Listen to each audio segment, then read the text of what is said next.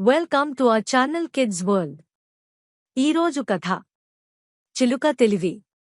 ఒక అడవిలో రంగురంగుల చిలుక ఉండేది. అది చాలా తెలివిగా, చురుకుగా ఉండేది.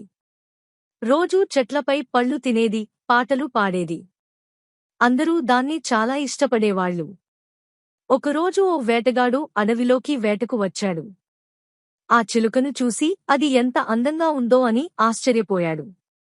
ఈ చిలుకను పట్టుకుని అమ్మేస్తే నాకు చాలా డబ్బులు వస్తాయి అని భావించాడు. వెంటనే తన బోనును తీసుకుని చిలుక దగ్గరకు వెళ్ళాడు.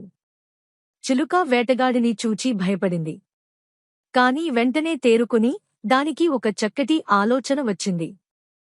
చిలుక వేటగాడిని చూసి ఇలా అంది: వేటగాడా, నన్ను పట్టుకుంటే నీవు నాతో ఏం పని ఉండదు.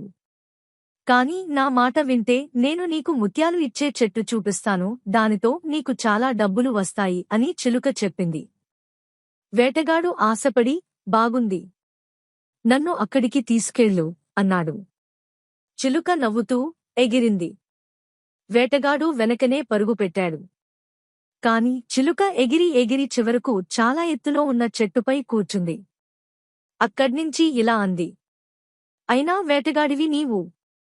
ఓ చిలుక మాటలు నమ్మావు. అసలు ముత్యాల చెట్లు ఉంటాయా అని నవ్వుతూ అక్కడ్నించి ఎగిరిపోయింది. వేటగాడు తనను మోసగించిందని అర్థమై బాధపడ్డాడు. పాఠం: తెలివిగా ఆలోచిస్తే ఎంత పెద్ద ప్రమాదం అయినా తప్పించుకోవచ్చు. అలాగే ఏ మాట అయినా నమ్మే ముందు ఒకసారి ఆలోచించాలి.